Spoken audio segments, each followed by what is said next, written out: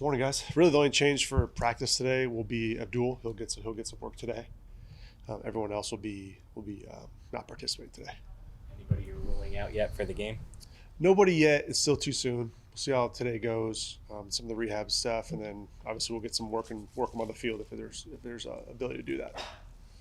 And Dex is dealing with an illness now too, same as everybody else. Yeah. A couple of those going around, so just trying to protect them. How does the illnesses affect guys' availability for Sunday? Because it's not like an ankle where you're just gonna wait and see how they feel, or Yeah, well, our medical staff's doing a great job just trying to give them some of the supplements and some of the medication, stuff like that. I don't know how it'll affect it.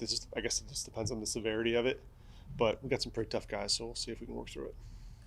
How do you feel like your coaching staff has handled the last couple weeks? Because really the last however many weeks you've been in charge, because obviously there's uncertainty for them.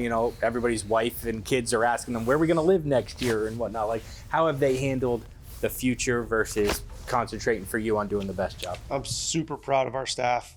Asked a lot of guys, all the guys, to step into different roles, and they've done a great job. I'm really proud of them for stepping up for me and being an asset for me, and carrying on my message not only amongst the coaches but with the players, and the dialogue and the communication that we've had throughout the building, throughout game day, throughout these situations has been excellent. So really proud of that group, and thankful for them. where have you seen Jackson improve the most this season? There's a lot of areas that Jackson's improved on. I think one's, you said on the field specifically, or okay, yeah. So I think on the field, I think what you're seeing is a disciplined player inside the huddle. And I know I should say in the huddle, but on the football, when we're communicating with the players, I think that has grown a lot from his first start to this start. Just his command and the communication that we're seeing when he comes off the sideline. He's seeing those pictures and he's seeing these looks. And so that communication, he's starting to bank some of those reps that we saw early on where he'd come off the sideline, hey, what'd you think? What'd you see? And he's checking the pictures.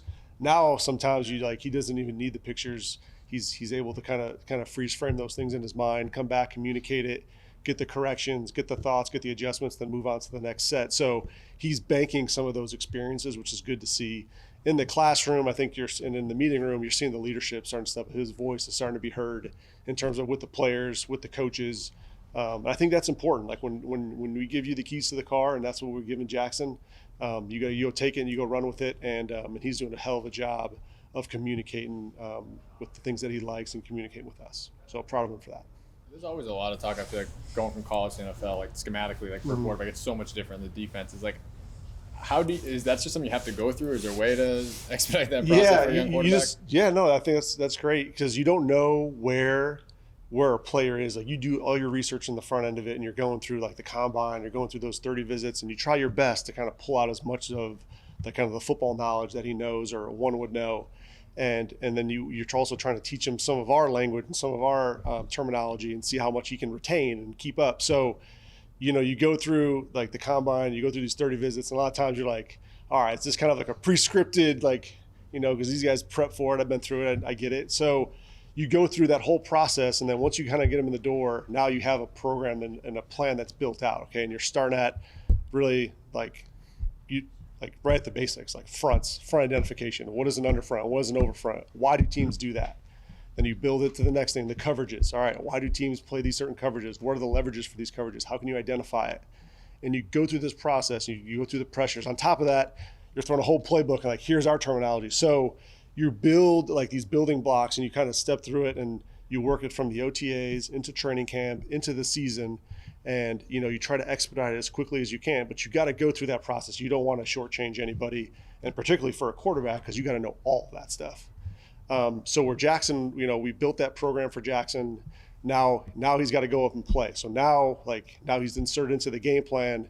Like those type of building blocks, they don't take a back seat, but you're continuing to refine those now within just the confines of the game plan, how those things apply. Okay, so when we talk with Jackson about, at least early in his first few starts, you're giving him the game plan. What's his job? What does he have to do? What are the guys around him doing? And what are those adjustments?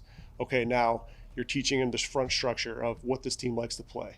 You're teaching him the coverage structure of what this team likes to play and how these plays fit into it. And so now you're 7-8 weeks starts into his year, into his rookie year. And so you don't want to take anything for granted. I think he's banking these reps just like we mentioned earlier.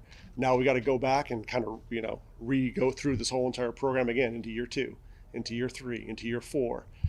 You just never want to take those things for granted. I know in my experience in Kansas City, it was, in year 5, and we're talking to Patrick about underfronts and overfronts. He's kind of rolling his eyes, but I think that's important for the quarterback room, for an offense.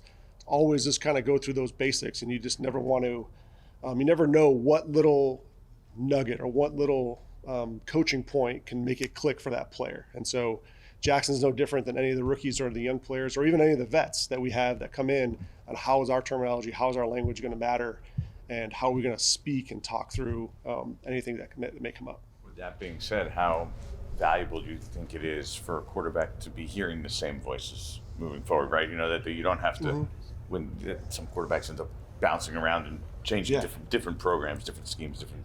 I think what was the most important thing is that the messaging and the teaching of it is when you're in there and you're in front of them, that it's consistent, it's clear, and then you go through the learning cycle. Everyone learns a little bit different. Some guys can see it on a black and white on a piece of paper and get it. Some people might need to see it, on a film. Some people might need to walk through it and see it live with people moving. So you got to go through the kind of that learning cycle and make sure that whoever you're teaching that to, then that's how you have to learn kind of that learner and how they learn any system. So for Jackson, I think it's important that we went through that cycle, and so we'll have to do that again next year. We'll have to do that again in the off season with any of the quarterbacks and position players. But to me, the most important part is how are you teaching it, how you giving him that information. How does he learn best? Jackson can learn a lot of different ways. I don't think there's one way that's best for him. I think for us, when we're looking at how we're going to install these programs, sometimes we install it in here. You guys see the screens. There's this kind of like a little mini field. You'll see some hashes out here. We'll install here and do a little kind of a walk and talk, like class on the grass type thing. And then we have ones where we do them in the installation room in our team meeting and stand up and kind of do it like lecture style. So there's a bunch of different ways to do it. I think Jackson has been receptive to all of them. If there was a preference, then we would probably, lean that way. But they're pretty easy. He's a pretty smart guy. You guys never activated Azudu after his window was open. What went into that? Because he was pretty sure he would be able to play or practice. And he did do a great job in the practices. It just ended up being just the numbers, just where our roster was at with some of the injuries and stuff, and prioritizing maybe some position groups over others.